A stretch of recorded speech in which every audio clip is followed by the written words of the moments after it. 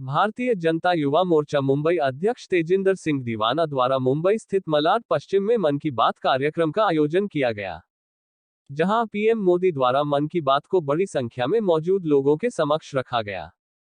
इस मन की बात में पीएम मोदी ने अहम मुद्दे पर चर्चा करते हुए लोगों को अंगदान के प्रति जागरूक होने की बात कही। पंजाब के एक दूर कोने में बसे परिवार से चर्चा की, जिसके बाद तेजिंदर सिंह दीवाना ने मौजूद लोगों में आयुष्मान भारत योजना कार्ड और ज्योतिबा फुले जन आरोग्य योजना कार्ड का वितरण किया। इस दौरान कार्यक्रम में मौजूद रहे भाजपा सांसद गोपाल शेट्टी, भाजपा मुंबई प्रदेश महासचिव संजय उपाध्याय, भाजपा मुंबई प्रदेश उपाध्यक्ष आचार्य पवन त्रिपाठी, जिनका स्वागत तेजिंदर सिंह दीवाना और युवा मोर्चा के पदाधिकारी ने शाल और पुष्पगुच्छ देकर किया। ये बात का 99 एपिसोड था और उसके साथ ही कार्ड वितरण भी यहाँ पे तेजिंदर जी द्वारा किया गया। देखिए, मन की बात में पूरा मलाड ईस्ट के कार्यक्रम में सुनकर आ रहा हूँ। देश के प्रधानमंत्री जी ने ऑर्गन डोनेशन के बारे में बहुत विस्तृत में बातें कही, सामान्य लोगों से भी उन्होंने बातें कही, और किस तरह से जब कुछ साल के पहले 5,000 लोगों ने ऑर्गन डोनेशन किया था तो आज 3 गुना ज़्यादा हो गया, 15,000 की ये संख्या हुई है और आने वाले दिनों में ये संख्या और बढ़ेगी। और निश्चित ये मलाड वेस्ट में, जहाँ पर जया बहन तिवाना नगर सेविका के रूप में काम करती है, तेजिंदर तिवाना बहुत ही एक्टिव होकर काम यहाँ पर करते हैं। आज कम से कम 2,000 लोगों को आयुष्मान कार्ड का वितरण किया जाएगा और बहुत सारे बड़े बड़े रचनात्मक काम हमारे पार्टी के कार्यकर्ता करते हैं। निश्चित मुझे जो संसद रत्न अवार्ड दिल्ली में मिला, उसमें इन कार्यकर्ताओं का बहुत बड़ा योगदान है, क्योंकि मैं लगातार सुबह से लेकर रात तक घूमते रहता हूं। तो कहाँ घूमता हूं, जगह जगह पे पार्टी के कार्यकर्ता काम करते हैं, कार्यक्रम करते हैं, वहाँ पर घूमते रहता हूँ और देखते देखते एक बहुत बड़ा काम उत्तर मुंबई में खड़ा हो गया। हम सबके लिए गौरव की बात है कि 25 नगर सेवक है, 4 चुनकर आए हुए विधायक, 2 विधान परिषद के विधायक, 6 विधायक है और सांसद के नाते मैं हूँ। और इतने बड़े पैमाने पे जब लोग काम करते तो काम का बड़ा अंबार उत्तर मुंबई में खड़ा हुआ है। जिस तरह से आपने अभी घर की बात की है, वही राहुल गांधी बोल रहे थे कि मेरे पास अभी तक घर नहीं है, तो क्या उन्हें भी कोई घर देने की योजना होगी? निश्चित उन्होंने अपने पैसे से खरीदा हुआ घर नहीं है। जो भी घर है उनके पास वो सरकार और जनता के पैसे का है और उनको कभी घर लेने की आवश्यकता पड़ी नहीं, क्योंकि 60-65 साल से ये परिवार के लोगों ने ही राज किया और जब उनका राज नहीं भी होता था तो वो घर में से किसी ने उनको बाहर निकालने का प्रयास नहीं किया। अब मोदी जी ने पहले दिन से ही कहा है कि करप्शन के बारे में ज़ीरो टॉलरेंस बिल्कुल बर्दाश्त की नहीं जाएगी, गलत घोटाले घपले ये बिल्कुल नहीं चलेगा। और ये अब रफ्तार में तेज़ी से काम कोर्ट के माध्यम से हो रहा है, उसका असर उन पर हुआ है। ये जो कार्रवाई उनके पर हुई है, ये उनके बचपनापन, उनके नादानी की वजह से हुआ है।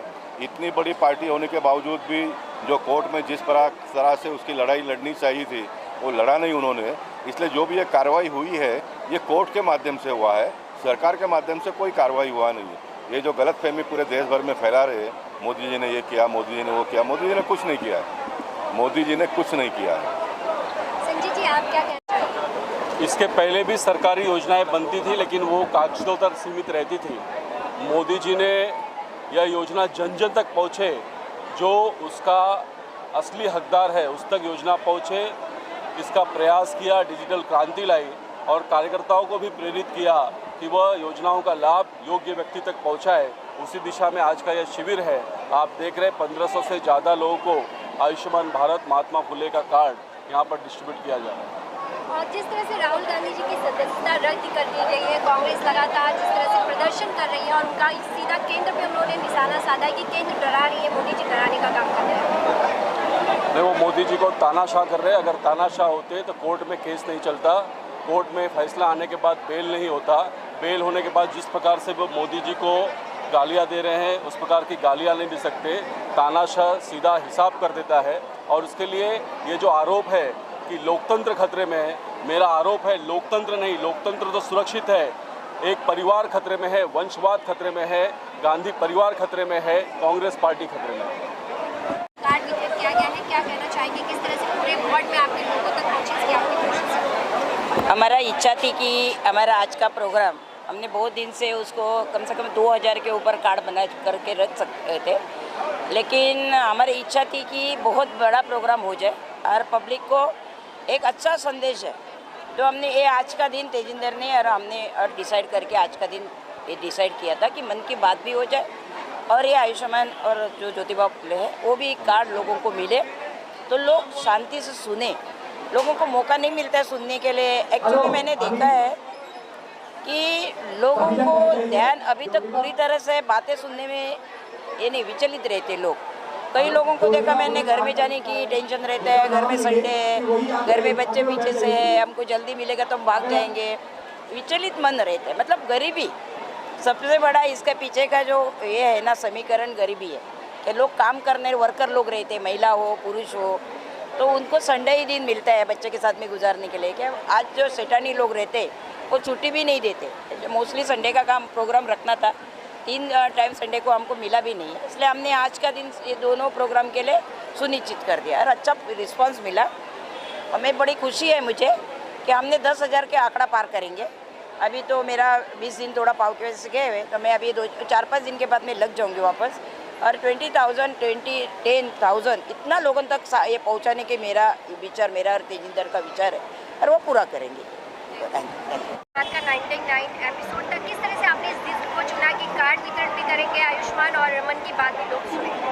देखिए, ये हम सभी का दायित्व है, भारत देश के प्रत्येक रहवासी का, कि ये अपने भारत के इतिहास में पहली बार ऐसा हुआ है कि कोई पंतप्रधान उन लोगों के संपर्क करने के लिए, आखिरी वर्ग के लोगों तक समाज के संपर्क करने के लिए मन की बात करते हैं और मन की बात के माध्यम से विविध विषय देश भर के, चाहे वो स्वास्थ्य के बारे में हो, चाहे युवाओं के बारे में हो, चाहे वरिष्ठ नागरिकों के बारे में हो या समाज के कोई भी वर्ग के बारे में हो, तो ऐसे विषय आदरणीय पंतप्रधान नरेंद्र मोदी जी ये देश के प्रत्येक नागरिकों के बीच में लेकर जाते हैं। तो हमारा दायित्व बनता है कि हम उसे अच्छे तरीके से सुने।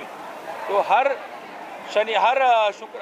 रविवार को जब भी मन की बात होती है तब हम सब युवा मिलकर कहीं ना कहीं चाय के टपरी पे, कहीं नाके पे, कहीं नुक्कड़ पे, कहीं किसी दोस्त के घर पे, इस तरीके से हम सुनते हैं। लेकिन इस बार हमने आज नागरिकों के बीच में कम से कम 500 से 600 ऐसे स्थानिक नागरिकों के बीच में बैठकर मन की बात सुनी। उसका हमें बहुत अभिमान है और गर्व है और आदरणीय मोदी जी ने बहुत ही अच्छे विषय रखे, उसका हमें बहुत गर्व है। आयुष्मान कार्ड और किस तरह कितने कार्ड है, कितने घरों तक पहुंचने की आपकी कोशिश और यहाँ से कितने कार्ड वितरण किए गए आज? मुझे खुशी होती है बताते हुए कि मलाड में पिछले 10 दिनों के अंदर ये युवा कार्यकर्ताओं ने मिलकर 2700 ऐसे लाभार्थी मलाड विधानसभा से बनाए हैं। चाहे वो आयुष्मान कार्ड बांटना हो, चाहे वो ज्योतिबा फुले कार्ड बांटना हो, ये दोनों योजनाओं के माध्यम से हमने 2700 लाभार्थी ये मलाड विधानसभा में आम जनता को बनाया। इसका लाभ लोगों को एक 5 लाख ऐसे इंश्योरेंस के माध्यम से प्रत्येक घर को ऐसा लाभ होगा, ये हमने सुनिश्चित किया। तो आगे और कितने घर तक पहुंचने की कोशिश है और निर्देशित करेंगे? हमारा टारगेट है कि मडाईलैंड से लेके मलाड स्टेशन तक जो मलाड का एरिया है, ऐसे मलाड के कम से कम 1 लाख घरों तक हम पहुँचे और 1 लाख घरों तक सिर्फ आयुष्मान भारत और ज्योतिबा फुले कार्ड नहीं, लेकिन मोदी जी के ऐसे 150 योजनाएं हैं, उसमें से जो योजना मुंबई घरों को लागू होती है, ऐसे योजनाएं हम लोगों के बीच में लेके जाए, यही उद्देश्य से हम काम कर रहे हैं। आने वाले दिनों में हम एक मोबाइल वैन के माध्यम से मडाईलैंड से मलाड तक ऐसी योजनाओं का एक वैन बना के अपने कार्यकर्ता रखकर लोगों के घरों तक पहुँचेंगे, लोगों के गलियों तक पहुँचेंगे और कहीं ना कहीं लोगों को सीधा सेंटर से लोगों को डायरेक्ट लाभ मिले, ये सुनिश्चित करने का हम युवा मिलकर करेंगे। आप एक युवा है और जिस तरह से राहुल गांधी ने जो स्टेटमेंट दिया था उसके बाद जो उनकी सदस्यता रद्द कर दी गई है और जिसका आरोप कांग्रेस सीधा केंद्र पे लगा रही है, इस पर आप क्या कहना चाहेंगे? देखिए, राहुल गांधी कोई पहले व्यक्ति नहीं जिसकी सदस्यता रद्द हुई है, ऐसे वो 11वें व्यक्ति है। जब देखने जाएंगे तो लालू प्रसाद जी के समय से शुरुआत हुई थी। ये स्वयं राहुल जी की खुद की गलती है कि उन्होंने जो एक भड़काऊ और किसी भी समाज को एक टारगेट करता हुआ जो वक्तव्य क्या है, वो उनकी स्वयं की गलती से उन्होंने अपना नुकसान भुगता है और भारत को जोड़ने चले थे, ऐसा वो सब जगह पे एक मैसेज दे रहे थे। लेकिन मुझे लगता है युवा के नाते ये भारत जोड़ो वाला स्टेटमेंट नहीं था, उनका भारत तोड़ो वाला स्टेटमेंट था और वो स्टेटमेंट उनको स्वयं को भारी पड़ा है। ये उनकी खुद की गलती से, उनके स्वयं की गलती से वो आज सांसद पद पर नहीं है। बहुत बहुत धन्यवाद।